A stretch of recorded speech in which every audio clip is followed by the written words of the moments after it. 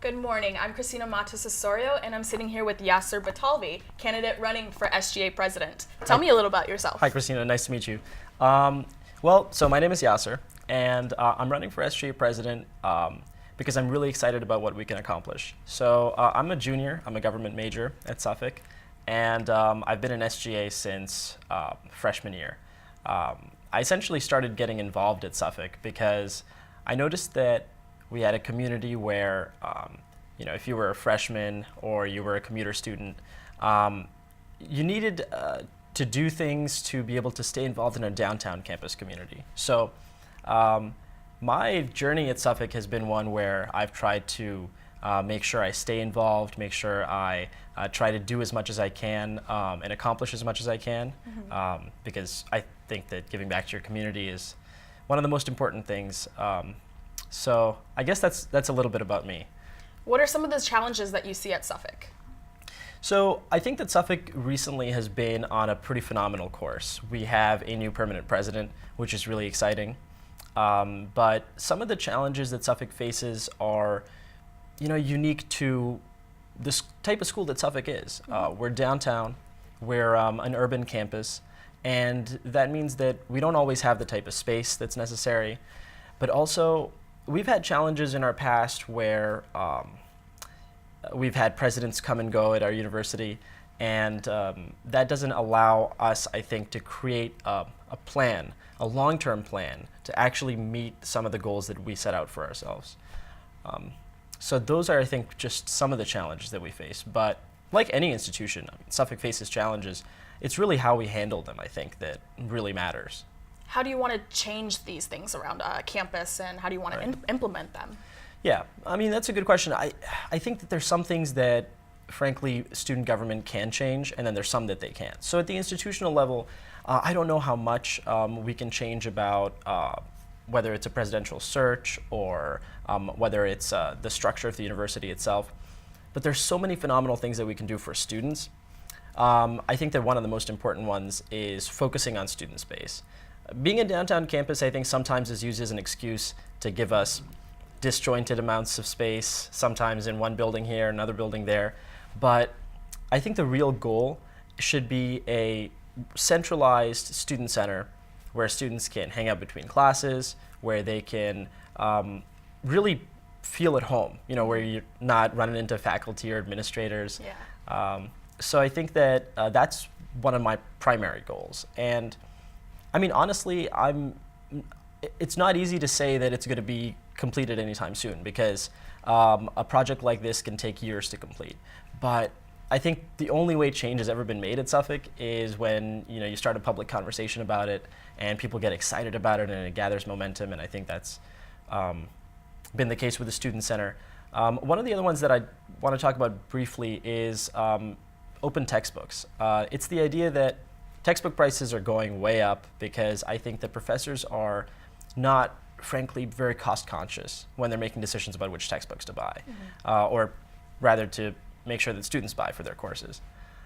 So what open textbooks does is it implements open course material so that professors can essentially use open source material to be able to get students to interact with it, not have to pay for it, and then leave Suffolk having access to the same material, because those access codes don't expire. Exactly, yeah. Yeah. And so you go around campaigning, Yeah. All these different things that you want to change around school. Go into more detail about the Ombud office? The Ombuds office? Yeah. Yeah, I know, I talk about it with students and it gets, I know we were chatting about it earlier, it gets kind of confusing, but I think here's a good way to understand what an ombuds office can do for a university.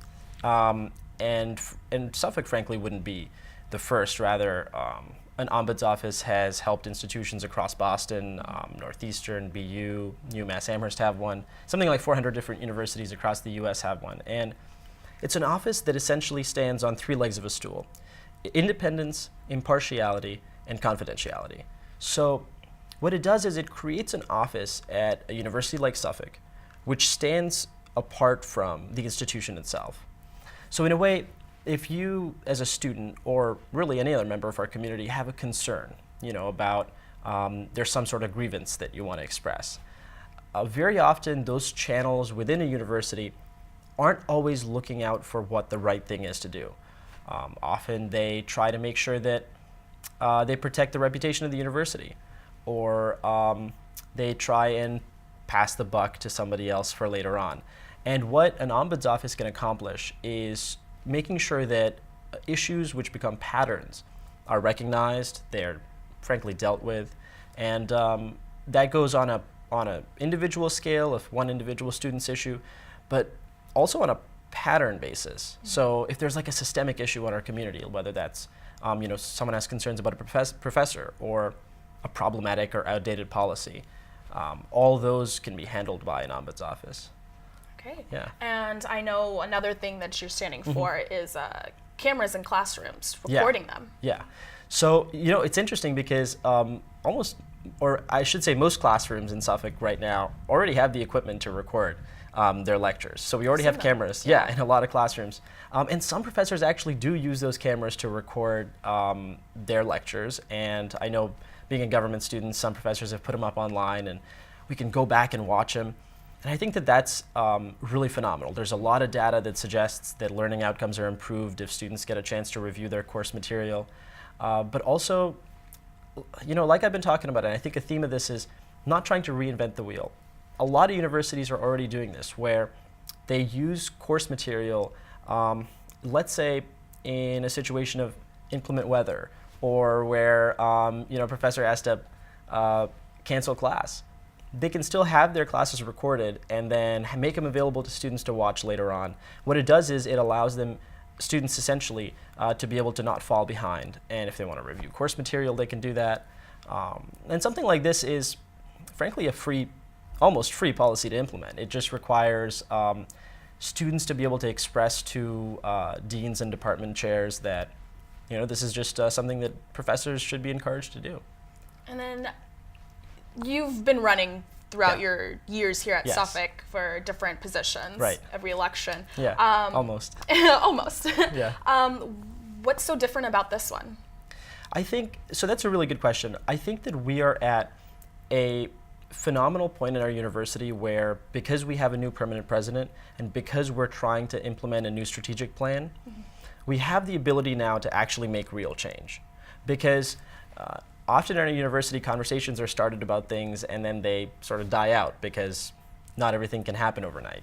But I think we're really at a crucial point in our university's time, at least over the last decade, because with a permanent president and a focus on a strategic plan, we can essentially accomplish a lot. And that's why I think students need an advocate.